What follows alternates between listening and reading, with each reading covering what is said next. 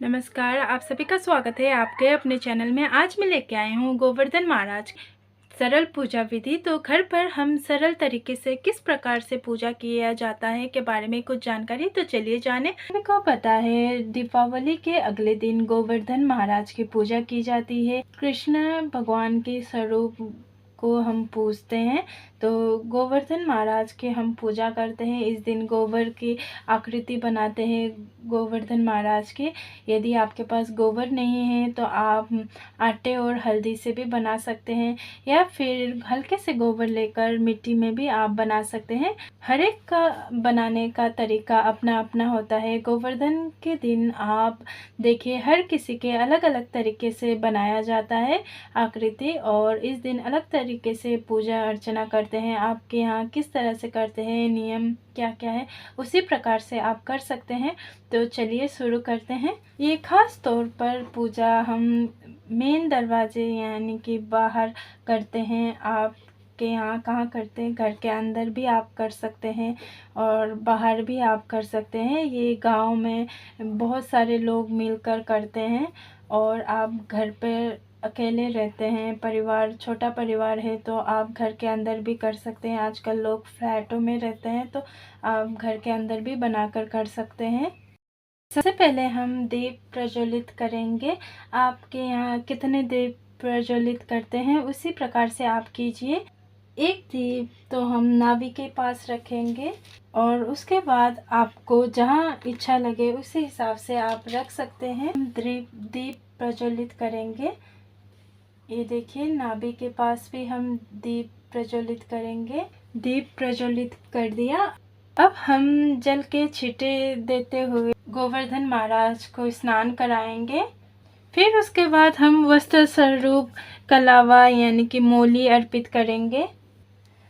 मोली अर्पित करने के बाद वस्त्र स्वरूप कलावा यानी कि मोली अर्पित करने के बाद हमें महाराज जी को हम टीका करेंगे यानी कि तिलक करेंगे। तिलक करने के लिए आप चंदन भी ले सकते हैं, आप हल्दी कुमकुम यानी कि रोली से भी आप तिलक कर सकते हैं। आपके यहाँ किस प्रकार से तिलक किया जाता है उसी अनुसार आपको करना होगा। अक्षत चढ़ाएंगे। फिर उसके बाद हम जितने भी हमने गोवर्धन पहाड़ बनाया है उस पर भी हम तिलक करेंगे। उसके बाद हम सूर्य चंद्र टीका लगा देंगे सबके। अब छोटे छोटे गाय और बछड़े हमने बनाए हैं, तो उसको भी हम टीकाकरण करेंगे। अगर आपने गाय बछड़े का स्मृति या मूर्ति या नहीं बनाया है तो आपने गोबर से, तो आप कोई भी मूर्ति या कोई भी फोटो आप रख सकते हैं। उसी प्रकार आप इनको टीकाकरण कीजिए।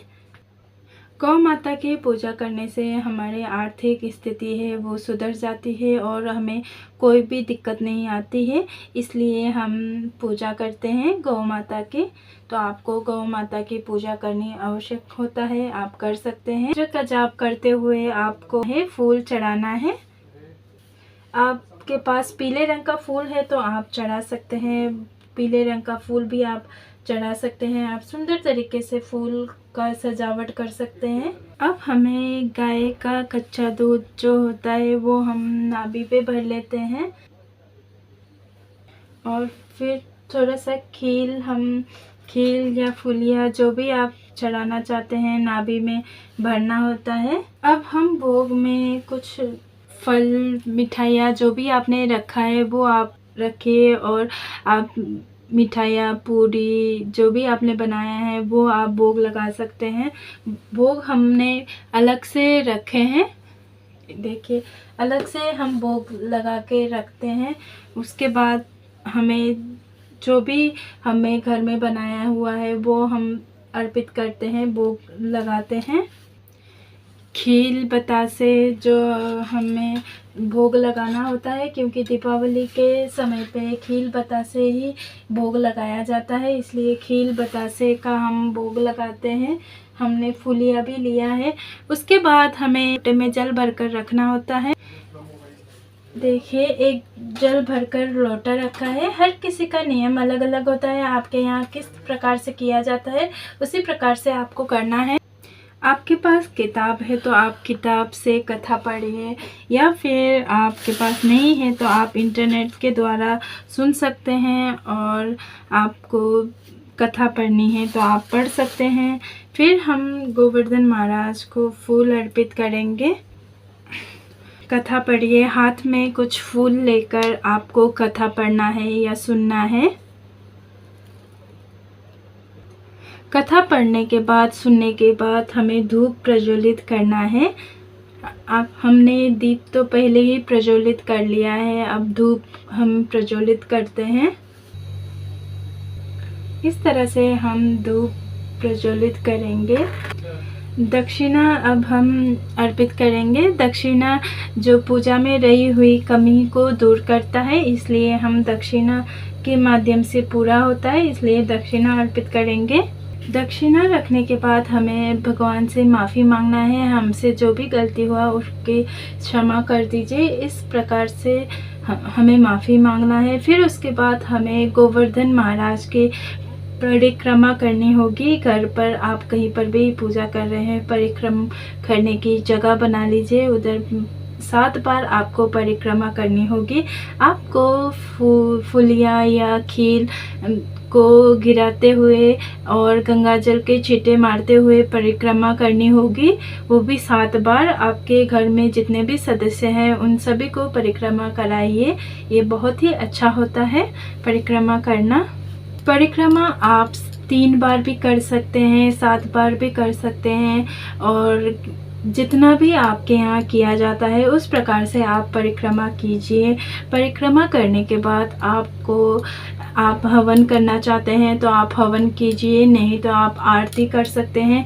हवन के लिए हमें चाहिए होगा उपले, यानी कि गोबर के जो होते हैं वो उपले हमें चाहिए होगा। उसमें आप घी, तिल और जो भी आप डालना चाहते हैं उस प्रकार से आप डालकर हवन कीजिए।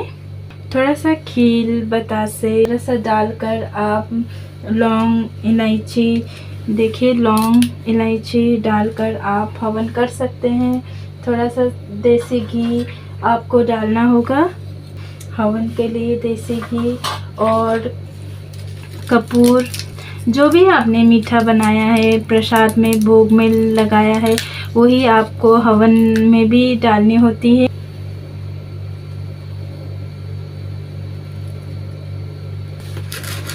हवन में जो भी मीठा बनाया है, जो भी घर में कई होता है मीठा चावल और उसमें चीनी डालकर भोग लगाते हैं, उस समय तो आप बना सकते हैं। पूरी का भोग लगता है और गुलगुले, ये सब का भोग लगाते हैं, तो भोग लगाकर हमें हवन में भी डालना होता है। उसके बाद हम आरती करेंगे। आरती करने के लिए आप गणेश जी की भी आरती कर सकते हैं, आपको कान्हा जी की भी आरती कर सकते हैं। उसके बाद हमारा पूजा संपन्न होता है। आरती करेंगे अब हम। गणेश जी की आरती करने के बाद फिर उसके बाद हम गोवर्धन महाराज की आरती करेंगे। आरती करने के बाद आपको आरती आती है तो आप आरती कर सकते हैं, या फिर आप इंटरनेट के माध्यम से भी आरती सुनकर आप कर सकते हैं। आरती करने के बाद हम जल का आचमन करेंगे 3 बार घुमाकर। भूल हुई है, हमसे भूल हुई है, उसका क्षमा मांगते हुए हम हाथ जोड़कर प्रार्थना करेंगे। गोवर्धन महाराज से हम प्रार्थना करेंगे, हे ईश्वर, हमसे जो भी भूल हुई है उसका क्षमा कर देना, और आपके छत्र छाया हमारे सारे घर परिवार पर सदा यूं ही बना रहे, ऐसे ही प्रार्थना कीजिए। तो इसी प्रकार से पूजा संपन्न होती है। आपको घर पर पूजा अवश्य ही करना चाहिए। यदि आपके पास गोबर नहीं है, अवेलेबल नहीं है, तो आप फ़ोटो से या फिर आप हल्दी आटे से आकृति बनाकर भी पूजा कर सकते हैं। और गोवर्धन पूजा पुरुष ही करते हैं, इसलिए आपके घर में कोई भी बच्चा हो, कोई भी हो, तो आप उनसे भी पूजा कराइए। और कहीं तो महिलाएं भी करती हैं, तो महिलाएं भी कर सकती हैं, तो आप भी कीजिए। बहुत ही अच्छा होता है पूजा करना, और सच्चे मन से पूजा कीजिए। और घर पर इसी प्रकार से सरल तरीके से हम पूजा कर सकते हैं। देखिए, हमें कुछ भी ज़रूरत नहीं होती, बस आसानी से पूजा किया जाता है, पूजन किया जाता है।